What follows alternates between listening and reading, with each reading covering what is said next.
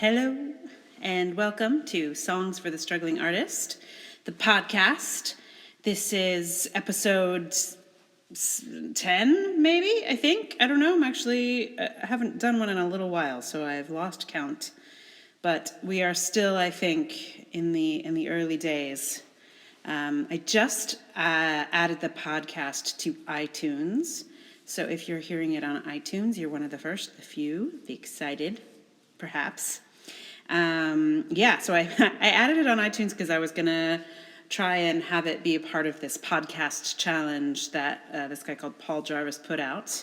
And I was like, okay, yeah, I got to get it on iTunes to get it submitted to that thing. And then I would totally hustled to get it on iTunes to meet the deadline, and then just promptly forgot to submit it to the podcast challenge.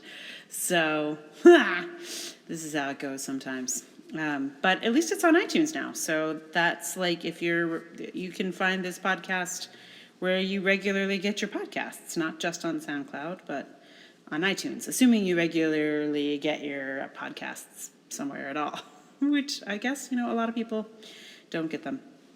Anyway, so today I am going to be reading you a blog I wrote a while ago and posted also not quite as long ago, but a few weeks ago at this point.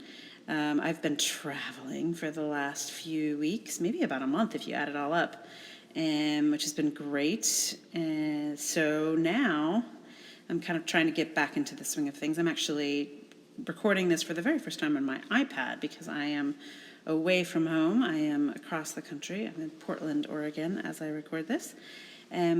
So this is the maiden voyage of the podcast of the iPad recording of the podcast, which was a kind of a steep learning curve, actually, weirdly.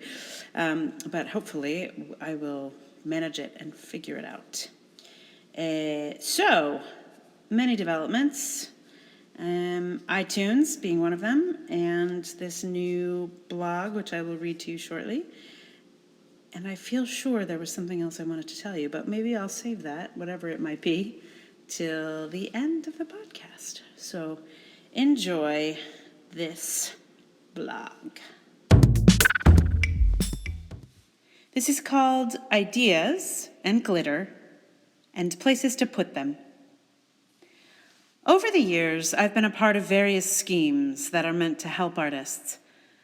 Most of the ones in New York City are schemes to improve our business skills, to make us bigger and more solid institutions. These make me nuts for reasons I have discussed many times before. But recently, I have been involved in schemes that are meant to help give me ideas and inspirations. These make me nuts in a very different way. I have so many ideas, folks. I have ideas for breakfast, ideas for lunch, ideas for afternoon tea, dinner, and midnight snack. I am rolling in ideas, and I am grateful for that abundance of ideas. I feel I can never have too many, so I am always happy to be a part of something meant to increase my inspiration. But ideas are never my problem. It's like ideas are glitter. Glitter is wonderful. It makes everything it touches sparkle. Every time someone gives me more glitter, I'm going to be happy to receive it. But the thing I haven't had is a place to put all this glitter. It's pouring out of drawers, stuffed into socks, pooling in corners. When there's no space to put my glitter or a container to store it, it can start to feel like a burden to keep receiving it. Someone gives me a handful of glitter, and I'm like, ooh, glitter, thank you. And then I look around. Where is this going to go? I suspect my fellow American artists are also not short on ideas and inspiration.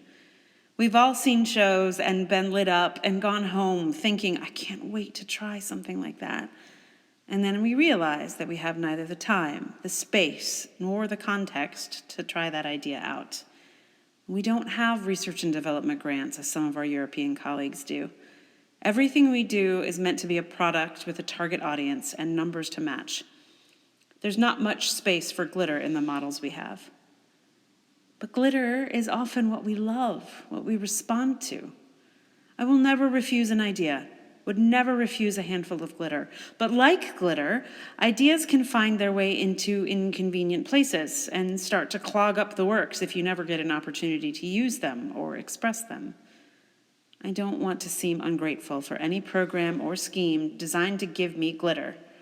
But these programs should know that giving me more glitter is not the way to increase the quality of American theater.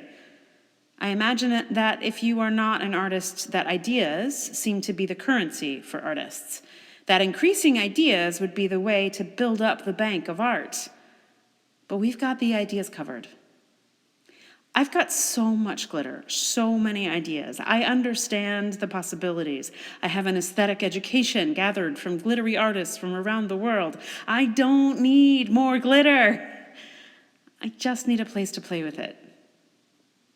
Luckily, I was recently given a space with no real strings, and so I chose to use it to create my own research and development experience, and I'm therefore incredibly grateful to be able to pull out boxes and boxes of glitter I've had sitting around for years. And I get more glitter every day just because I have a place to play.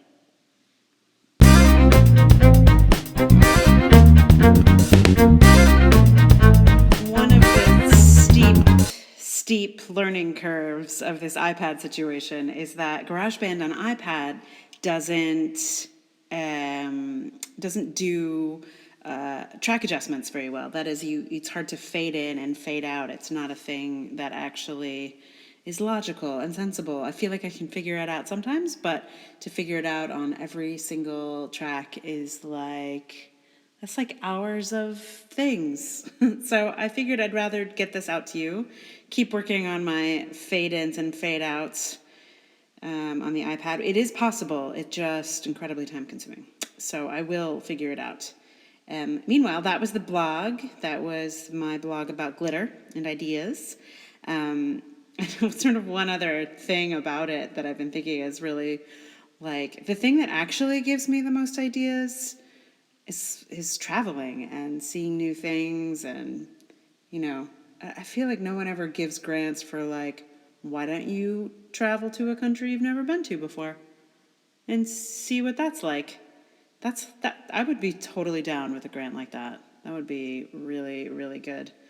Yeah, because schemes for artists are always why don't we get you to see a lot of interesting work by people from this country or that country and watch a theater festival and watch lots of theater. And it's I'm very happy to watch lots of theater, but it actually is not nearly as inspiring as, sitting in an old church or something. It's something just came to me. It's one of those funny things about ideas. Anyway, that is the blog. Because I've been traveling, all full of glitter and goodness and fantasticness.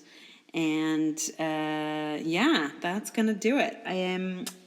If you feel so moved, I am on Patreon. So if you know about Patreon, it's a way to support your favorite artists. So if you feel like supporting me on Patreon, that would be so kick-ass. I am on Patreon. I'm not listed under the blog. I'm listed under my name. So check that out. It's Emily Davis on Patreon. And that is that. I'm going to look and see if I can't find you another song to end here with this Songs for the Struggling Artist podcast. This may be the last you hear from me, or you may get a song.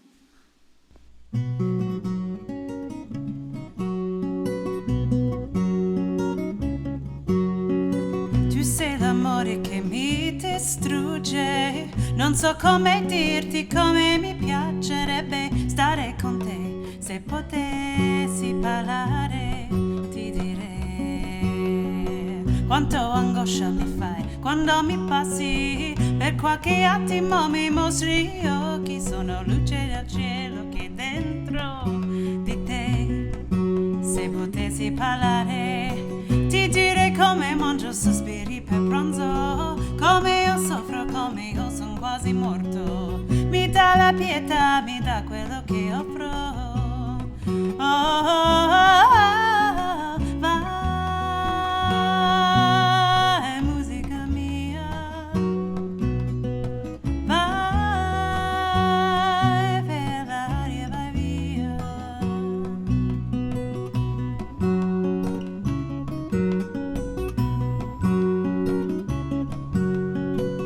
quando sospiro, respiro il viso che mi trasforma quando tu sei vicino. Tu spiri il fiato che mi sembra divino. Tu sei come la rosa bella e spinosa, la mia lacrima è tanta amorosa, il tormento mi fai, mi raffina e non so se potessi parlare.